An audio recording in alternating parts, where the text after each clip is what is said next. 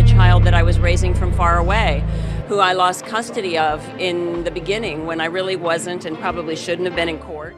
It's been over 3 decades since Sharon Stone captivated audiences with her unforgettable performance in Basic Instinct, transforming from a small-town Pennsylvania girl into one of Hollywood's most recognizable faces.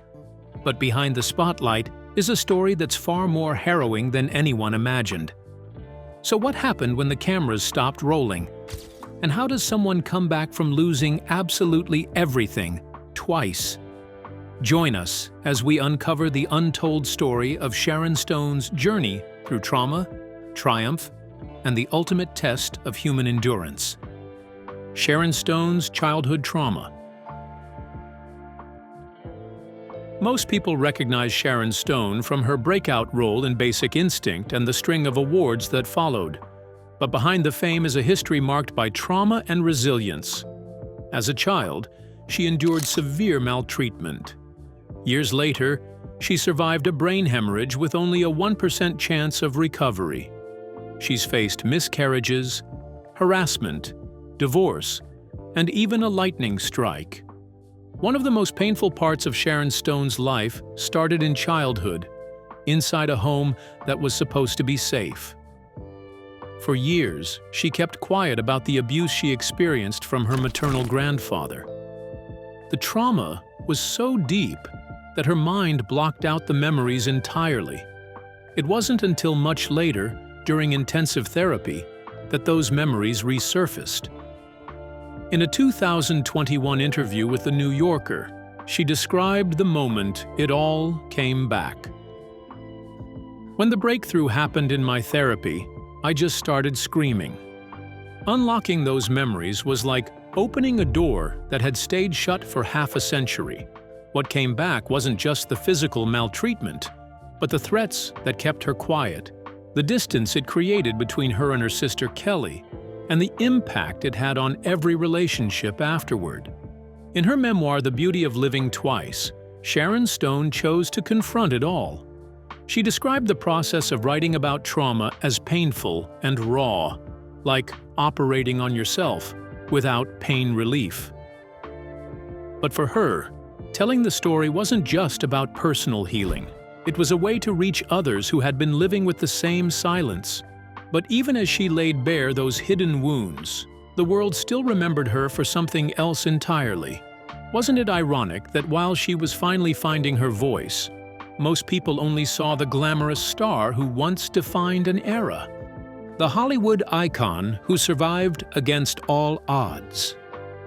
Sharon Stone became a major figure in Hollywood after her role as Catherine Trammell in Basic Instinct. That performance left a lasting impact and continues to be referenced decades later.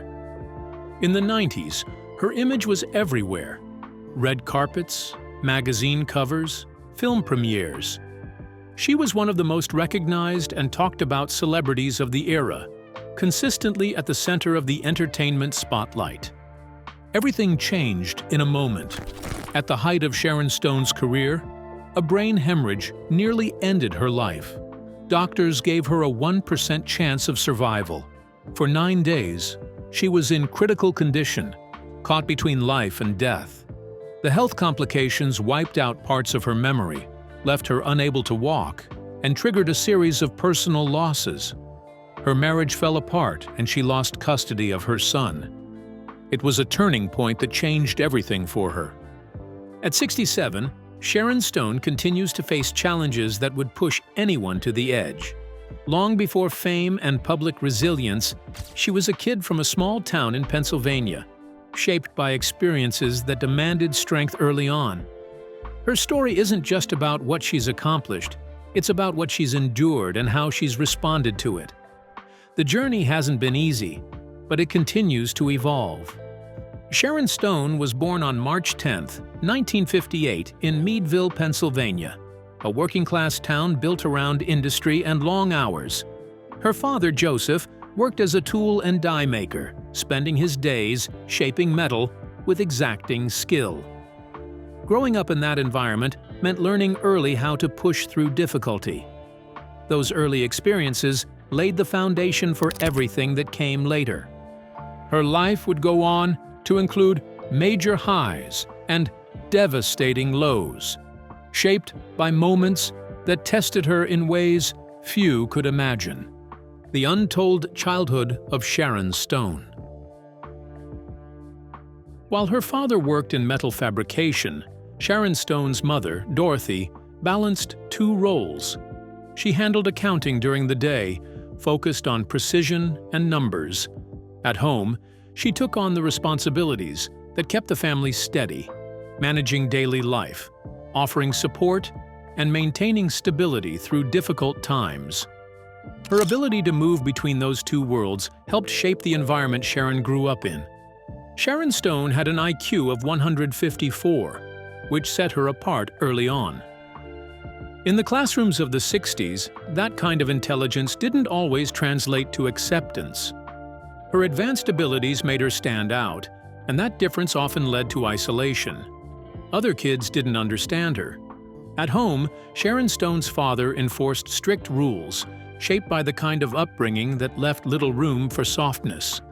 His approach reflected the environment he came from: tough, disciplined, and unyielding. But even rigid relationships can shift. One honest conversation between them showed that change was possible. Around age 9, Sharon faced a serious neck injury that required immediate hospitalization. It was an early reminder that life doesn't always offer warnings before it turns. Through loneliness, injury, and hardship, Sharon Stone kept pushing forward. Even in childhood, the signs of resilience were already there. The challenges she faced early on didn't break her. They shaped her. Each setback added something to her foundation, preparing her for the pressure and unpredictability that would come later. What started in a small town eventually led to a career that defied expectations and a life marked by survival through some of the toughest circumstances imaginable. By 15, Sharon Stone had already completed high school and earned a scholarship to Edinburgh University of Pennsylvania. While most teens were focused on driving lessons and weekend plans, she was preparing for college. On paper, it appeared to be a major win. But behind it was a sense of isolation. While others were caught up in typical teenage experiences, she was focused on something far beyond her surroundings. Over time, it became clear that the challenges she faced, strict parenting, emotional distance, physical trauma, and the pressure of standing out, weren't just random setbacks. They were part of a process that shaped her ability to endure and adapt, even under extreme pressure. That resilience would soon be tested outside the classroom, in a world that cared less about grades and more about appearances. How could a girl who had grown up feeling out of place suddenly be thrust into a spotlight she never asked for? The girl too smart for her own good. In 1976, Sharon was just 18 when everything changed. Her family pushed her to enter a local beauty pageant, something completely outside her comfort zone. Surprisingly, she won. That win opened a door she hadn't even known existed. Not long after, she was living in New York City and signed with Ford Modeling Agency, one of the top names in the industry. Her image started showing up on magazine covers and photographers followed her everywhere. But behind the lights and attention, things didn't feel right. She later described it as looking perfect from the outside but feeling hollow inside. Modeling gave her visibility but not a voice. It was like being on display, noticed but not heard. Over time, that silence became too loud to ignore. She wanted more than just to be seen. She wanted to speak, perform, and connect in a way that modeling couldn't offer. Hollywood didn't exactly welcome her with open arms. Casting directors focused more on what she lacked than what she brought to the table. The comments she got were that she was the wrong kind of beautiful, and it became routine. Every rejection hit hard, leaving a sting that lasted long after the audition ended. In a business built on appearances, raw talent didn't always cut it. It felt like showing up to a gunfight with a butter knife. Sharon later said they were looking for someone she couldn't fake being, But instead of backing down, she made a choice. If they weren't going to recognize her value, she'd make sure they had no choice but to notice. By the late 70s, Sharon was grinding through the early stages of her acting journey. She signed up for every class she could afford, stayed up late rehearsing, and took on any role offered, no matter how minor.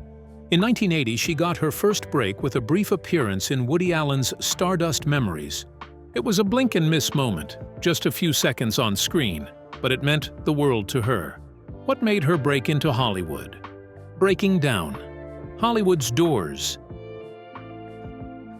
In 1981, Sharon took on a role in Deadly Blessing, a low-budget horror film that came with long days and minimal pay. 16-hour shoots were the norm, and the paycheck barely covered basic expenses. But she told an interviewer that the job wasn't about money. It was about gaining experience. For the first time, she had real dialogue, real scenes, and a chance to showcase her abilities. By 1984, she landed a part in Irreconcilable Differences, working alongside seasoned actors with years of experience. She paid close attention, studying their movements, delivery, and how they handled each moment on set. Rejection became part of the process. Sharon walked into auditions knowing the answer might be no, but showing up still counted. It was like taking hit after hit and refusing to stay down. Casting directors often made up their minds before she even spoke. The waiting rooms were filled with women who fit the expected look, while she stood out in ways that didn't match the mold. Sometimes the dismissal came before she could finish her first line. Still, she kept going. She stayed focused, even when it felt like no one was listening. Almost overnight, Sharon Stone's career took off with Basic Instinct. Her image started showing up everywhere: magazines across continents, talk shows, and massive billboards. The shift was dramatic. Paychecks jumped from modest six-figure sums to multi-million-dollar contracts. Endorsements and public appearances started stacking up quickly. Within a few months, she moved out of her rental and into a Beverly Hills estate. Commercial flights were replaced by private jets. Loaned outfits turned into a designer wardrobe. She later described the experience as going to sleep as one person and waking up as someone entirely different. The pace of change was fast, and the scale was massive. Fame brought visibility, but it also came with limits. After her breakout role, the industry locked onto one version of Sharon and didn't let go. The scripts kept coming, but most were just recycled versions of the same character, focused on allure, lacking depth. It became repetitive, like being asked to perform the same routine without variation. She wanted roles that pushed her creatively, that gave space for complexity. How did she break the barrier? The price of Sharon Stone's success. As Sharon's career gained momentum, her personal life started showing signs of strain. In 1984, at age 26, she married television producer Michael Greenberg.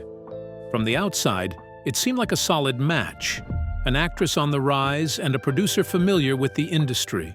They made public appearances, talked about plans, and looked like a couple building something lasting. But behind the scenes, things weren't aligned.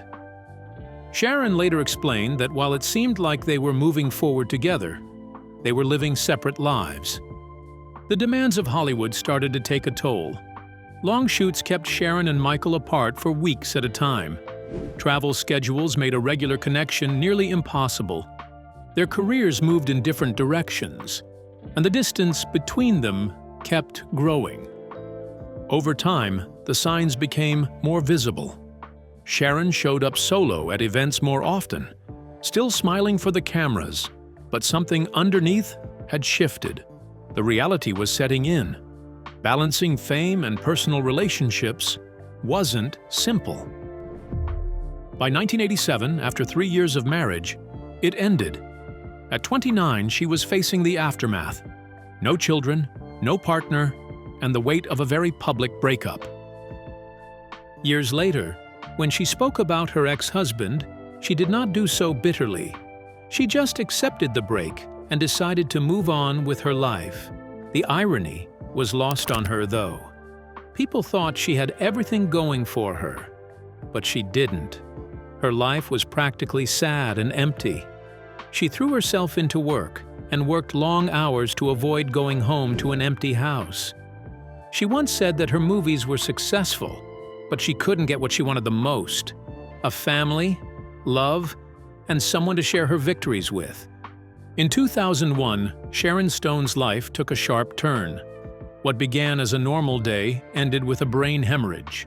Her vision distorted, the room spun, and sounds felt distant and warped. She later described the experience as feeling detached from her body, suspended between life and whatever comes after. This wasn't her first brush with danger. She'd already lived through a serious neck injury, a horse accident at 14, and even a lightning strike. But this time was different. It wasn't just a close call, it was a confrontation with mortality. What happened to her that changed her outlook on life? Fighting medical battles. Sharon was in and out of consciousness, barely hanging on. The only thing keeping her grounded was the thought of her son, Rowan. The idea of him growing up without knowing her was unbearable. She later said she would have crawled through fire to get back to him. But when things got critical, the healthcare system didn't respond the way it should have. Her symptoms were brushed off at first, diagnosed as minor issues. Sharon later described the experience as medical gaslighting. Time slipped away while doctors debated possibilities, and her condition worsened. By the time the severity was clear, her brain was swelling, and she was fading fast. The hemorrhage led to a stroke and severe internal bleeding. Somehow she pulled through. But survival wasn't the end. It was the start of a long, painful recovery. Recovery took 7 years. She had to relearn basic functions from scratch: walking without collapsing, reading without losing track, writing her name, and speaking without her thoughts slipping away mid-sentence. It was like starting over at age 43. Every small step forward came with massive effort. And there was no safety net, no insurance to cover the therapy she needed, no team guiding her through it. She built her rehab plan from the ground up, pushing through exercises day after day, even when nothing seemed to change. While Sharon was working to rebuild her life, the entertainment world kept spinning. Hollywood didn't wait. Directors moved on, producers stopped calling, and the spotlight shifted elsewhere. The same industry that thrives on youth and flawlessness had no space for someone relearning how to walk and speak. She had once been a top earner, pulling in millions per role. Now she was facing not just physical and mental hurdles, but the reality of being professionally erased. Still, she kept going, not chasing fame, but fighting for something more fundamental: the ability to live as herself again. But survival came with a price. As she tried to rebuild her strength, the bills piled up and the roles disappeared. What happens when the world that once cheered your rise suddenly erases your existence? From ashes to art. After surviving against 1% odds, Sharon Stone discovered that coming back to life didn't mean coming back to her old life. Hollywood, which worships perfection and youth, had no room for someone rebuilding from scratch. Projects that once begged for her name quietly chose younger actresses. Phone calls from directors stopped coming. The woman who once earned millions per movie found herself either accepting tiny roles or being ignored completely.